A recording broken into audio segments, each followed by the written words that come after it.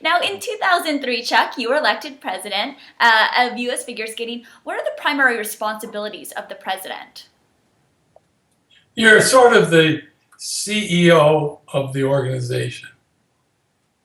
So you have, it's a volunteer-driven organization. So you have this, first of all, you have an executive committee that takes care of or oversees almost every aspect with a professional staff. So you're just looking over the rest of the staff. Now, at the time when, during your first month in president, you laid out your goals for the Federation. And part what you talked about was changing the way that U.S. Figure Skating communicated with the ISU.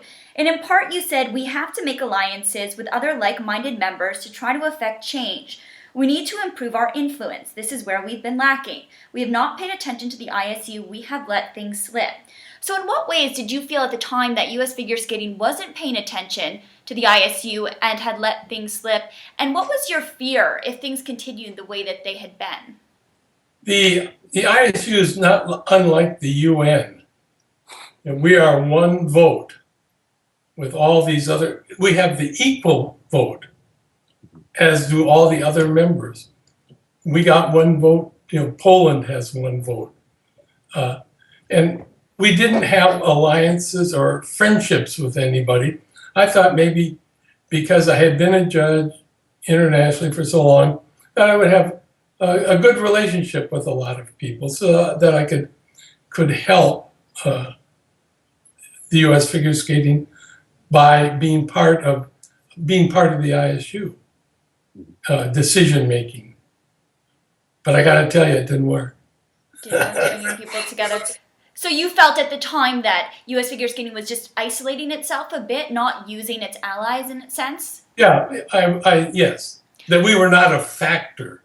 Okay. In the ISU. Now, why wouldn't the U.S. have been more of a factor given all of the success of skating in the United States at that time? We should be more of a factor in the UN. Consider we pay for a lot of it. It just doesn't work that way. Okay. And what were you afraid of was going to happen? If, like you said, that it didn't seem like anything changed. So what was your fear at the time? I can't recall what my fear was. I just felt we didn't have enough say in the ISU. Okay. And it turned out it's true. We don't have any. So a few months before you became president, a new federation was formed, the World Skating Federation. And really their primary goal was to take some of that influence away from the ISU and back into the hands of the athletes. Personally, what was your opinion about this federation? I knew nothing about it, and I was very surprised. I must have been the only person in U.S. Figure Skating that hadn't heard of it. But as I have said, I was out from the time I was with the Olympic Committee. I was really not involved in U.S. Figure Skating from about I was a member of the board till 96, I think. But I was, from 91 or so, I was too busy with the Olympic Committee, and I was out of it. So I wasn't in the flow of what was going on. And I was as shocked as anybody. I read about it in the paper before I went to Washington as a spectator for the World Championships. I hadn't heard anything about it. So other people had.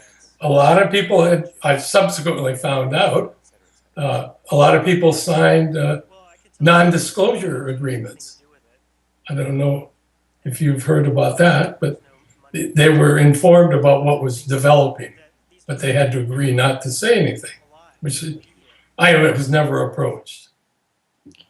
So when you found out about the federation and what they were doing, what then were your views? I didn't have any views really because I wasn't involved. Okay.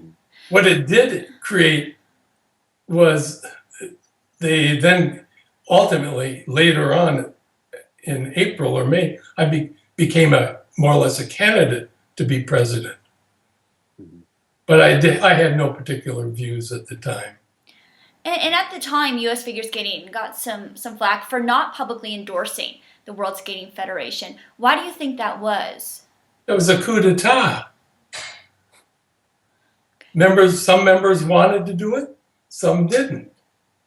They didn't succeed in this is the way I understand it. I wasn't part of it, but the executive committee met in Washington of U.S. figure skating, I think, and I'm not really the one to tell you about this, but my understanding is the executive committee met. Some members of the executive committee wanted to come out publicly in behind them, and others didn't. Well, the coup d'etat didn't work, so they didn't come out and support them. Mm-hmm. That was a vote, I think, of the executive committee at that time. Now, during your career as the president of the USFS, we started to see American skaters withdrawing from the Grand Prix events, specifically Skate America, which is really one of the hallmark events of the Grand Prix, as well as, obviously, the United States' own event. And in 2002, Michelle Kwan was actually paid by the U.S. Figure Skating Association to participate in that event. And in recent years, we've seen that Evan Lysacek was scheduled to compete at Skate America and then withdrew due to a financial disagreement with the federation. Did you ever pay athletes to compete at Skate America while you were president? Not that I'm aware of. Okay. Do you think that they should be paid in order to keep the stars there and to make sure that there are ratings? Sure, if there was the money. Mm-hmm. But in terms of athletes being paid, I knew very little about that at all. So I think if you go to the U.S. Figure Skating 990, which is a required report to the Internal Revenue Service, you'll see Phil Hirsch actually wrote a column about Michelle's remuneration. Mm-hmm. So I would refer you to that. Mm-hmm. And look at their 990, where you have to list the top paid people in the organization. Mm-hmm. You just have to go back to Phil Hirsch's column. He went through it all. Same with Evan. Okay. Now, one of the major events of your presidency took place when it came time for ABC Sports to renew its contract with the International Skating Union. At that time, ABC had been paying $22 million a year to the ISU. You were quoted as saying, "I am very disappointed with Ottavio Cinquanta. He wouldn't cooperate with any request we made. He didn't talk with ABC at all, and he ended up without a contract." What actually happened during those contract negotiations? Well, I don't know what happened in the ISU contract negotiations, but I can tell you when I said that, there again to Phil Hirsch, I was disappointed with Ottavio. We had these various competitions that were made for TV competitions that were part of our contract with ABC. You know, they didn't just pay us $12 million a year for the nationals. It was a matter of bundling hours of skating to put on TV. And there were these, I believe, 5 made-for-TV skating shows. We wanted to, for the last group that skate 6, 5, 4, 3, 2, 1. So the person that had won the short program would be the last one to skate. ABC has data that shows that people clicked off if somebody like Michelle skated 6th instead of last, that they lost them. So this was not the Nationals at the time, but it was our attempt to try to play ball with the TV and try to enhance our possibilities for the future contract. The ISU absolutely said we couldn't do that. It was a sanctioned event and had to be do. Interestingly enough, my friends, everything I was thinking about then, they have now done. Yeah, every Grand Prix. Yeah, and everywhere they've done that.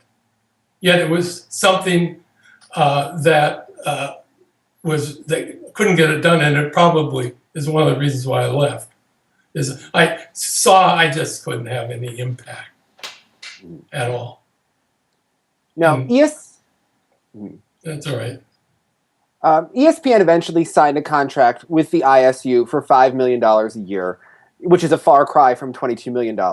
Given the current success of the sport in Asia, in Japan, in Korea, do you believe that the ISU has taken a hit financially at all from the heyday in the 90s? You know, they keep their books very secret, so I don't know how they're doing. Yes, you're absolutely correct. The whole sponsorship, I would say, has moved to the Far East, the Korea, Japan, China. That's where the money is these days. TV, as you know, in the United States and in Canada, it's almost non-existent. It's moved to cable, and pretty soon it's going to be on-demand cable. I had some little information here. The ratings for the Nationals this year were down 7% from the year before. Something like there was 3% of the people, 0.3, the rating. In the heyday, it was 45 when Katarina and Debbie Thomas had the Battle of the Carmens. It was the second largest TV audience ever. And the same in '94 in Lillehammer with Harding and Kerrigan. The short program was the second or most highly rated TV viewership ever. Well, those days are gone. We flipped from being a prime time event to you gotta work and you find it. We're down with high school cheerleading and bull riding, and it's lost its appeal. Why? I think that's a question so many people want to know, because you were president during that switch to the IJS when it started to come into It hadn't been implemented, I don't Right. think. Right. I think it was just tested. But did you see something like this happen? Pretend that something like this could happen because of that new system. Personally, in your opinion, why do you think skating has declined so much in terms of New viewership? judging system. I would refer you to Christine Brennan's article. This is 2008.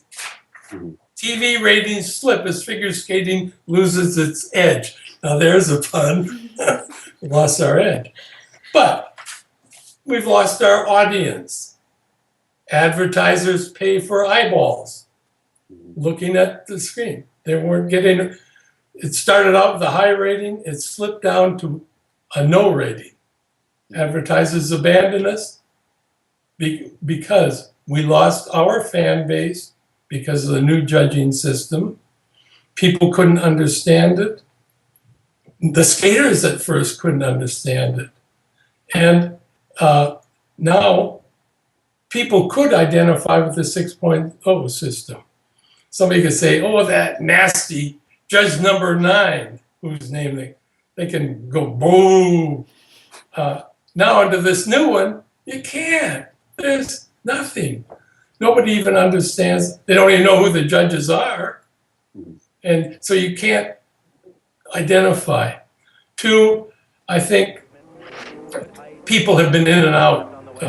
You need a marquee lady skater, without a doubt.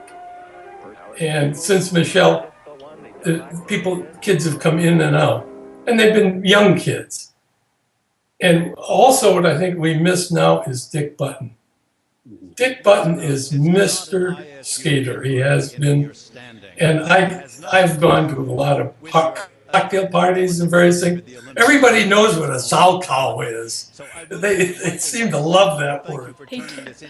Yeah. And, Dick explained it, And we're missing him opining about a skater because they're in and out so fast that they haven't had Dick sort of talking about them, building them up for the years. We really missed Dick as a promoter. He was a promoter of the sport just by being on television. And he helped kids build their career because they were around more than 1 year or 2 years. Look at Lipinski. She was in and out so fast. I knew all the skaters. I've never met Tara Lipinski. And I thought I knew it's just the way things work. But she was in and out so fast that and she deserved to win that day. But there's nobody, until we get a marquee skater that people can identify with, I think we're headed down. The ratings we're going to be totally on cable, and it'll be hard to find. I think it'll be all pay per view. Mm-hmm. Mm-hmm. Or Do you think on the it's internet. Yeah. Do you think it's important that it's a lady? Obviously, we have a lot of success in dance right now with Meryl and Charlie, and they're really having that success that I think we wish a ladies skater would have. Do you think it's important that it is a ladies skater that? I do. I love Charlie and Meryl, but they don't capture the imagination. Our demographic is mostly is women viewers. The men might come in and when Katarina Witt was skating, but it's mostly women viewers who can identify with these people, and that's what builds our audience. But Charlie and Meryl are fabulous. We've had Evan, fabulous, but they don't grab the imagination the way a female skater does. Do you worry at all, Chuck, that with this new system there isn't that potential to really get to know a skater's personality on the ice? Because just as a viewer watching it, it seems very technical that skaters Absolutely, you're absolutely right on. We have contortionists out there now. This butt spin, I never did go much for that. I think any of us went much for that. It's called? The one where they stick their tush in the air? Yeah. Yeah. It's the A spin. Yeah, the A frame. Okay, I thought it was called the butt spin. Well, then they have the hair cutter where they bring the blade up to the head. Yeah. It gets back to the long program. It's just a longer short program with necessary element. Now everybody's going for points. You say, and the different positions. I'll go back to Michelle. Nothing was more beautiful than that great inside spiral to the outside. You don't have time for any of that anymore. You don't have time for anything. And Tyler Cranston talked about it in an article. The sport was artistry and athletic ability. Now it's just all racing around and doing things to get points. The people, the audience doesn't appeal to people anymore. So the system has I think, helped defeat the popularity. So do you think, Chuck, that there's anything positive about this new system? I mean, if you were in power right now, what would you do? Would you keep any of the current system? Would you just go back to the 6.0 system? Do you like any of what you've seen? You'll never go back to the 6.0. I was thinking about that before I started talking to you. That you can't put the toothpaste back in the tube. We've now had almost a generation of skaters that's all they've known. I mean, you knew figures, this whole generation, that's all they know. And so I think we've lost that because it'll never be changed back. We can regret it, but it won't be changed back. So would you keep any of what you see in the current system? How would you modify it? I did like the fact that Gracie Gold was able to go from ninth or wherever she was to second, that people can move under this system where the likelihood of that happening before was non-existent. Do you think it hurt? Do you think it hurts the sport though when Gracie goes from ninth to second with that amazing performance on that night, and then someone like Ashley Wagner struggles in her long program and still wins? Do you think that viewers are still confused with Ashley winning? Do they need to explain that better? You know, I missed that performance. I was in South America at the time, and I missed it. I read that Carolina Kostner fell or did something 2 or 3 times and still won the Europeans. Yeah, it's unfortunate, but until we have somebody that's consistently good and wins, then we're not going to have another star. There's somebody out there, I'm sure. But do you think the clean program needs to be valued more than it is? Yeah. Yes. Yes. I can't enlarge that.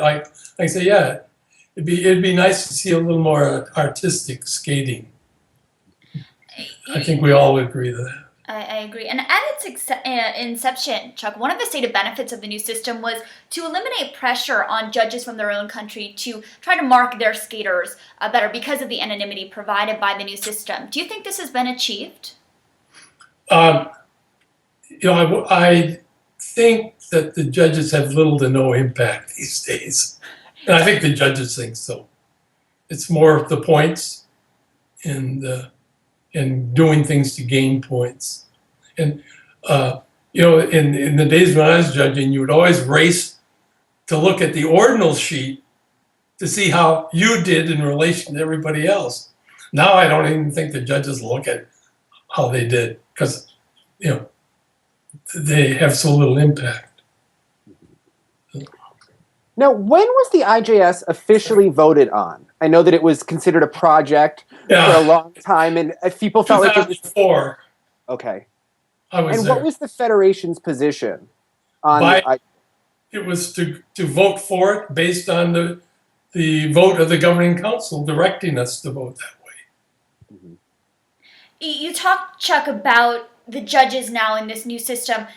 It's almost like they don't have any power anymore. It's in the hands of the technical. You keep using the word power. I never felt I had power. Well, I think as a skater, sometimes we feel like our results are in your hands. So I think as a skater, sometimes we have that feeling inside. But now it seems like the influence over the event really is in the hands of the technical controller.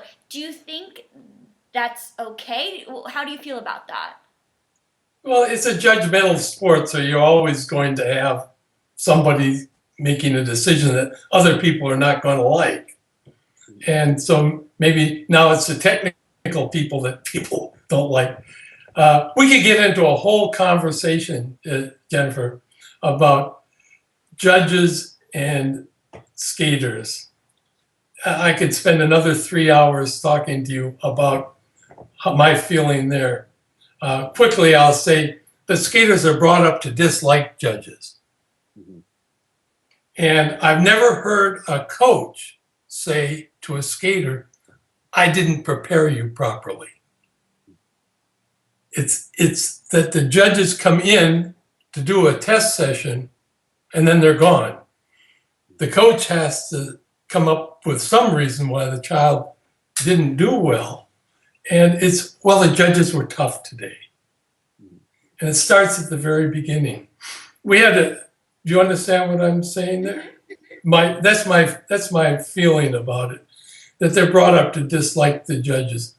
And you know what? We're all volunteers. We help create their careers and where they can move on and do so well because all the people that run the Federation are volunteers. All the people that organize competitions, all the judges that donate, all this time. You couldn't have a competition like this if you had to pay people to come.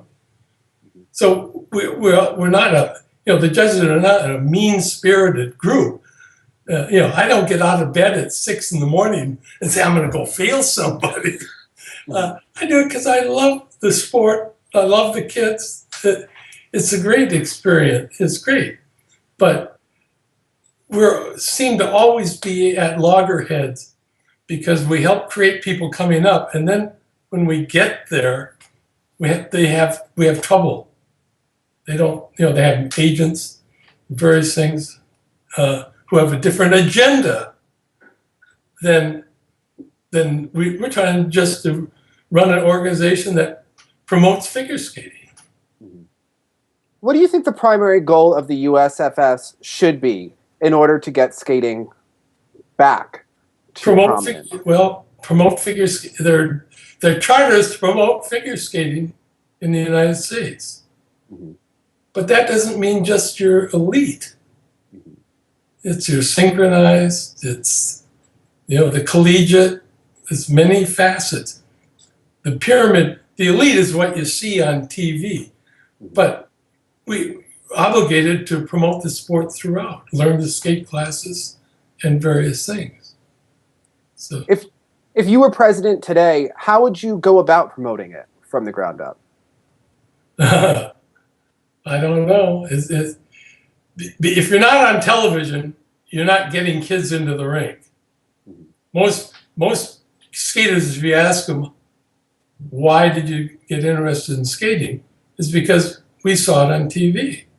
A 4-year-old or a 5-year-old says, "Mommy, I'd like to do that." And so the kids come in. My sister has taught skating for years. And generally after an Olympics, there's a flood of people into the ring. It hasn't happened as much in recent years, I don't think. But I don't know how I would promote it more. Yeah, it's that conundrum that I think many people are pondering and questioning. But back to when you were president, you resigned a few years before the end of your term, and there's been a lot of speculation in terms of your resignation. Why did you resign? Why did I resign? I've never discussed that very much. I guess the bottom line is I think I was failing as a leader in the org, and I thought maybe I should get out now and let other people who might be able to run the organization better take over. In what ways did you think you were failing? There were so many difficulties everywhere with people, and I had trouble. I was beginning to have trouble with the International Federation. I was having trouble with the Olympic Committee, just over, Jeff Benz was the attorney for the Olympic Committee, and he and I knocked heads together over various things, and I just felt that I wasn't that I was in the wrong spot. I guess I wasn't enough of a leader or something. To keep everybody together.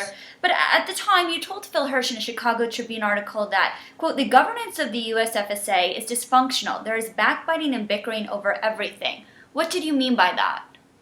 Well, that same thing. It's a volunteer group, and I came in after 11 years and sort of upset the apple cart there with the people that had been climbing up, and there was sort of guerrilla warfare going on about almost anything I wanted to do.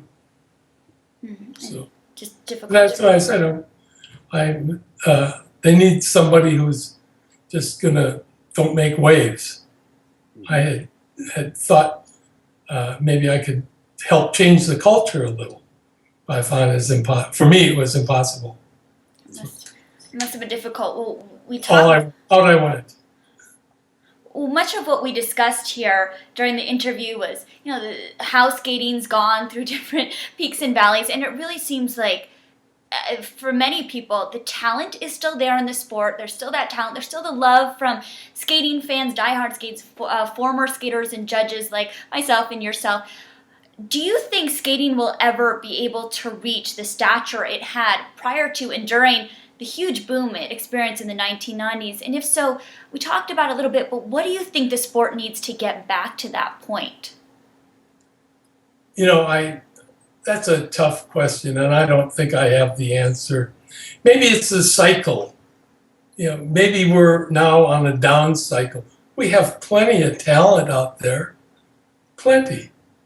It's so why we can't rise to the occasion or come back, I just don't know. There are lots of good skaters. I won't even name them, but I have, I watched some of the tapes of various things, and I think there are terrific people out there. I think there's too much emphasis on the quad, or that doesn't make it very interesting.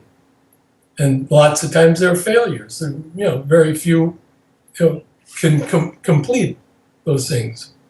I think that hurts in the long run. That's always been a problem with Midori and the first triple axel, or Timmy was the first quad, Gable, and before that there was somebody else. Tanya Harding was doing a triple axel. Too much emphasis, I think, now is on the quad with the men and various things. That makes it just the skating's got to go back to what it was in the combination of athleticism and artistry. There is no artistry. I think that's really turning people off. Mm-hmm. So, as I say, you can't put the toothpaste back in the tube, however. So, I don't know. Nobody has a solution to that, I don't think, because you're not going to get rid of the IJS. They don't. But as you said, the love is still there, the talent is still there, and I think that's really what we have to hold on to, and to realize that perhaps it is what you said, those peaks and valleys. But we thank you so much, Chuck, for your time. And we like to end our interviews on a fun note. So what Dave and I are going to do, we're going to say people's names. And we want to hear the first thing that comes to your mind when you hear this name, okay? Sure. Ready? So I'm going to start with Dick Button. He's been my hero for over 60 years.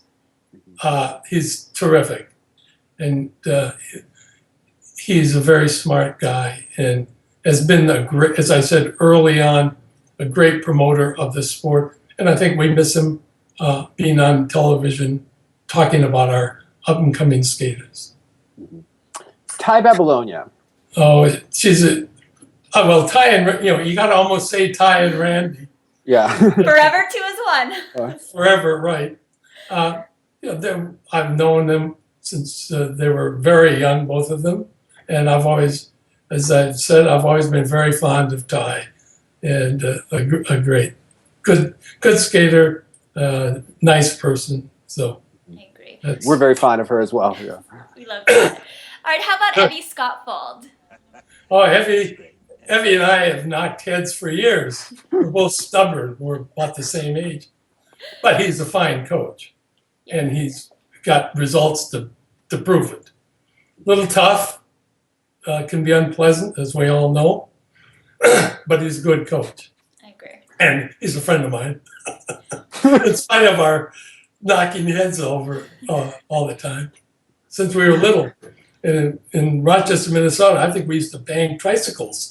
I had a funny image just now of you guys. Mental image. Tricycles. We're both stubborn. Yeah. I say we're friends. We've been friends for years. That's great. Tanya Harding. Tanya was a great skater, had great talent. Misguided, but talent. At a Skate America in Portland, Maine, she did a triple Lutz that I swear looked like it was over the boards. I mean, fabulous. It's too bad it went the way it went. She was a fine, excuse me. She had a lot of talent. How about Nancy Kerrigan? Nancy Kerrigan is a good result of Evie's coaching.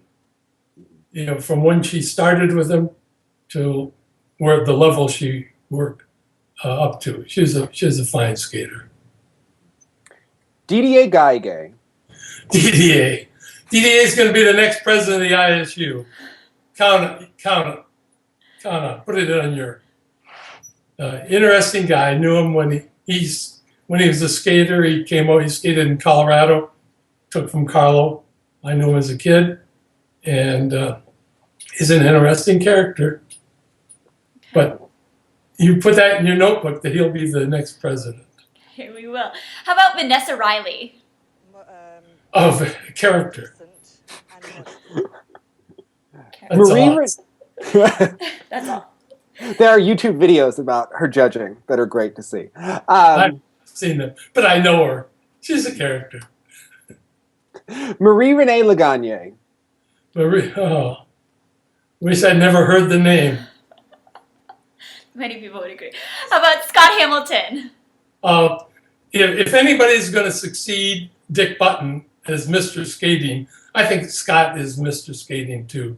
Great personality. Nice guy. Great personality. Great. Ottavio Cinquanta. Can't, he is what he is. I can't say much I won't say much about it, but he's not my favorite guy. I don't think he's many people. I think he's killed skating. Sonia Bianchetti. She's a good friend of mine. We communicate regularly now to this day. She's a very, very bright individual. She contributed a tremendous amount to the sport and still does in her way. So I've enjoyed being, she was the chairman of the technical committee for many years when I was most active, and I have the highest regard for her. And our final name, Tatiana Tarasova. Tatiana is wonderful. I heard a great story just recently. They had all the skaters over in Sochi for that pre-Olympic sort of type thing. And I understand they were all in a bus going to the rink, and they got to the Olympic Park. I guess all the venues are very close, and it's beautiful in there, but there's one street. Well, the bus came to a stop, and they didn't go anywhere. It had all the skaters and everybody. Bus didn't go anywhere. And stopped. And then there was lights coming, flashing lights, and she got out of the bus and stopped and said, "Stop that car. These people must get to the rink." And she having this conversation with this driver, and the guy said, "Who are you?"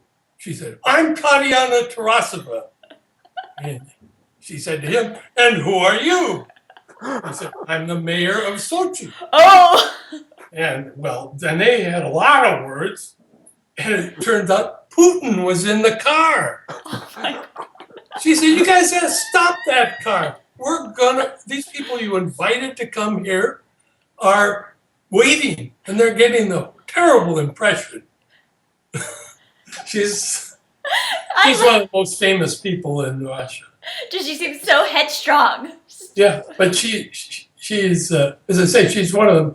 And then I guess Putin came to the rink and spent most of his time talking to her. I'm sure he actually respected the fact that she put her foot down to him. Oh, yeah, I'm sure absolutely. he doesn't get that often. She's a take charge person. She's a wonderful, wonderful person. I've been in her home in Moscow. Her husband was a pianist. They had 2 grand pianos in the living room, and very, very interesting gal. Her father was Tarasov, the father of modern Russian hockey. They're very, very famous. I can't tell this story the way my friend told it to me about her going toe-to-toe with the mayor. We loved it, though. We love those little insights. And we thank you so much, Chuck. I hope you feel better with your cold. We really appreciate giving us your time. Stuffed up, and I hate to keep rubbing my nose, but I'm sorry. It's fine, but again, we appreciate it. And thank you for speaking so openly about your career and your time in the sport. Hope it was all right. It goes all right. We'd obviously like to thank Chuck Foster for all of his time and insight today and really going down memory lane with us. Yeah, we really appreciate him talking so much about his feelings about the new judging system. I think it's definitely a controversial system. Everybody has their own views and opinions. And again, I thank him for speaking so honestly and openly about his views and opinions. Absolutely. You might not agree with it, but I think we can all respect anyone who puts their views out there. And as always, we'd like to thank all of you for tuning in to the Skating Lesson podcast. And we'd like to channel Michael Buckley and tell you that please like it, even if you hate it. So like on YouTube. Like us even if you hate us. We want you to like us. We're desperate. We are desperate for your love. But you can like us, and then if you hate us, you can send us a mean email or a nice email to theskatinglesson@gmail.com. You can also find us on Twitter at twitter.com/skatinglesson. Oh, and we'd like to thank Kevin Kwasniewski for our graphics because he's great and he does a lot of wonderful work for us. Yes. And as always, we'd like to remind all of you to hold an edge. And look sexy. My guys. I don't know if I was sexy there. I think we just read that as it was. There was some good energy there.